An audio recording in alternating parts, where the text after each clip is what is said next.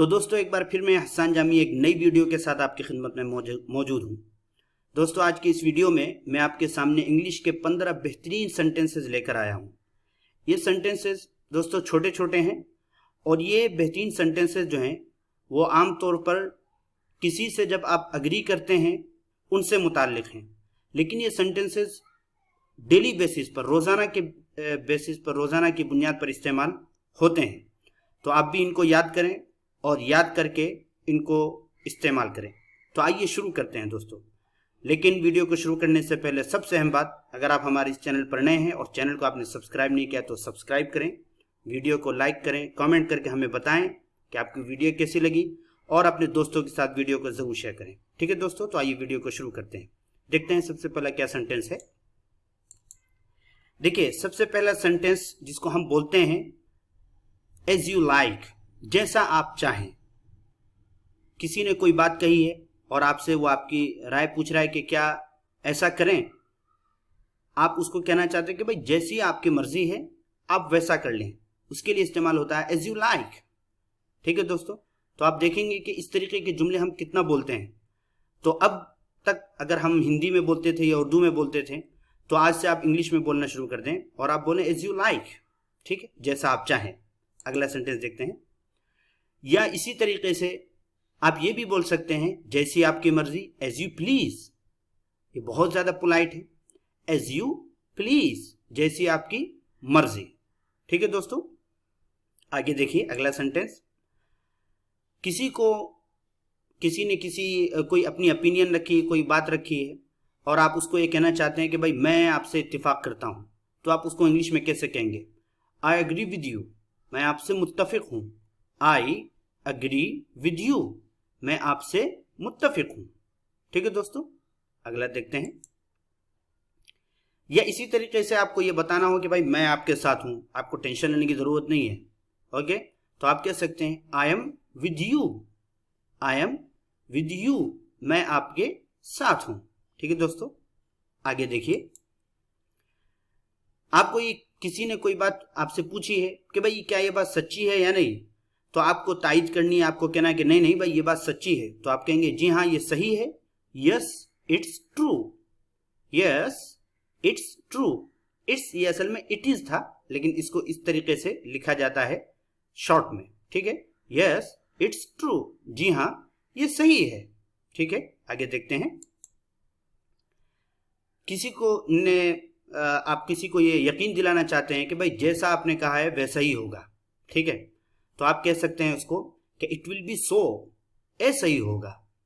It will be सो, ऐसा ही होगा। ठीक है, आगे देखते हैं।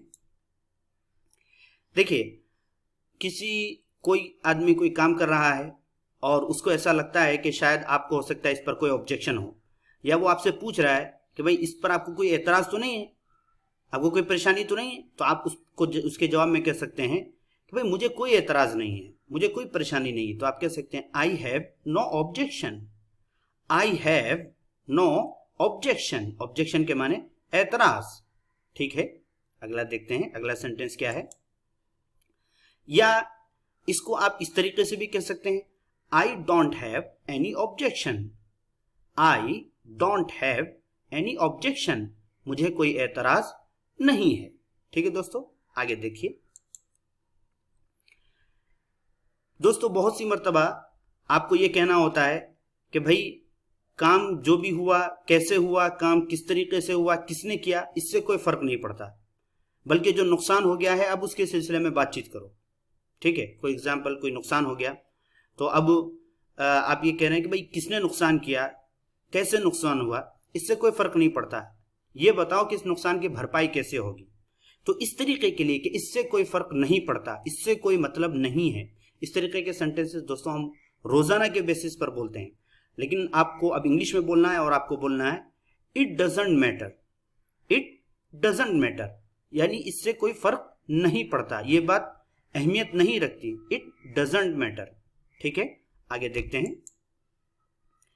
देखिए किसी ने आपको बुलाया है और आप उसको ये कहना चाहते हैं कि भाई मैं जरूर आऊंगा भाई, मुझे आपकी दावत कबूल है। तो आप उसको क्या कहेंगे?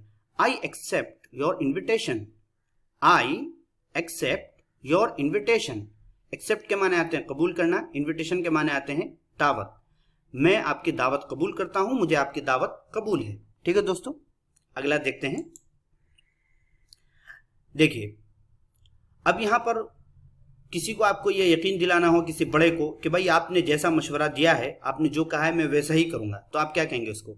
I will follow your advice. I will follow your advice, कि मैं आपके मशवरे को फॉलो करूंगा। एडवाइस के माने जो भी आपने मशवरा दिया है, मशवरा, ठीक है, मशवरा देना भी आता है के माने, और फॉलो के माने उस पर अमल करना। ठीक है, I will follow your advice, मैं आपके मशवरे पर अमल करूंगा, आपने जो सुझाव दिया है मैं उस पर अमल करूंगा। ठीक है दोस्तों, अगला सेंटेंस देखिए। आप देख सकते हैं दोस्तों कितने खूबसूरत सेंटेंसेस हैं। ठीक है, आप कहिए, किसी को ये कहना हो कि मैं उससे अपना इत्तिफाक जाहिर करता हूं, इस तरीके से भी अगर आप ये जाहिर करना चाहते हैं कि भाई जो भी बात हुई है मैं उससे अपना इत्तिफाक जाहिर करता हूं, यानी मैं उससे मुत्तफिक हूं, तो आप उसको इस तरीके से भी कह सकते हैं, I give my consent to this. मैं इससे अपना इत्तिफाक जाहिर करता हूं। I give my consent, consent कहते हैं इत्तिफाक को, मैं उससे अपना इत्तिफाक जाहिर करता हूं। I give my consent to this. ठीक है दोस्तों, इस तरीके के सेंटेंसेस आपको याद करने हैं। आगे देखते हैं। आपको किसी को आपको ये नसीहत करनी हो कि भाई जैसे तुम्हारे अब्बा कह रहे हैं वो सही कह रहे हैं, आप उसी तरीके से कर लो, उनकी बातों पे अमल करो, तो आप कहेंगे do as your father says. अपने अब्बा की हिदायत पर अमल करो, डू करो वैसा ही, एज योर फादर जैसा तुम्हारे अब्बा कह रहे हैं। ठीक है, तो आप कह सकते हैं do as your father says, जैसे तुम्हारे अब्बा कह रहे हैं वैसे ही करो। ठीक है, और उर्दू में इस तरीके से भी तर्जुमा कर सकते हैं जैसा आपने यहां पर देखा है। ठीक है, आगे देखिए। आपको किसी को ये कहना चाहते हैं आप कि भाई मैं अपनी ख्वाहिश को किसी पर थोपने की कोशिश नहीं करता, किसी को मेरी ख्वाहिश, मेरी बात समझ में आती है तो ठीक है, लेकिन ऐसा नहीं कि मैं सिर्फ अपनी ख्वाहिशात की वजह से अपना काम निकालने के लिए मैं किसी पर दबाव डालूंगा या किसी पर प्रेशर डालूंगा। तो इस तरीके की बातें दोस्तों हम रोजमर्रा के जुमलों में बोलते ही रहते हैं, तो उसको अब आपको अंग्रेजी में बोलना है। किस तरीके से बोलेंगे आप? I don't try to impose my will on anyone. ठीक है, आई डोंट ट्राई, मैं कोशिश नहीं करता हूं, टू इम्पोज, नाफिज करने की, थोपने की, माई विल के माने ख्वाहिश, ऑन एनी वन, किसी पर भी, मैं किसी पर भी अपनी ख्वाहिश को थोपने की कोशिश नहीं करता हूं। I don't try to impose my will on anyone. ठीक है दोस्तों, लास्ट सेंटेंस देखते हैं क्या है।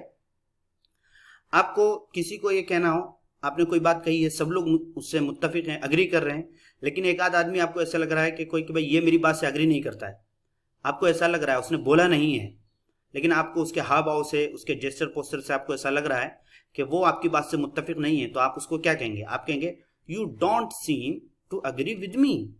यू डोंट सीम, तुम नहीं लग रहे हो, टू अग्री विद मी, के तुम मुझसे मुत्तफिक हो, यानी तुम मुझसे मुत्तफिक नहीं हो। या इस तरीके से भी बोल सकते हैं जैसा यहाँ पे लिखा है, ऐसा लगता है कि आप मुझसे मुत्तफिक नहीं हैं। ठीक है दोस्तों, तो ये थे कुछ बेहतरीन 15 सेंटेंसेस। उम्मीद है कि आपको पसंद आए होंगे। इनको याद करिए, इनको इस्तेमाल करिए, और सबसे अहम बात यह है, चैनल पर नए हैं तो सब्सक्राइब करिए, कमेंट करके हमें बताइए कि ये जुमले आपको कैसे लगे, और उन दोस्तों के साथ जो बेहतरीन लेवल की इंग्लिश सीखना चाहते हैं उनके साथ इसको जरूर शेयर करिए। अगली वीडियो में मुलाकात होती है, तब तक के लिए अस्सलाम वालेकुम।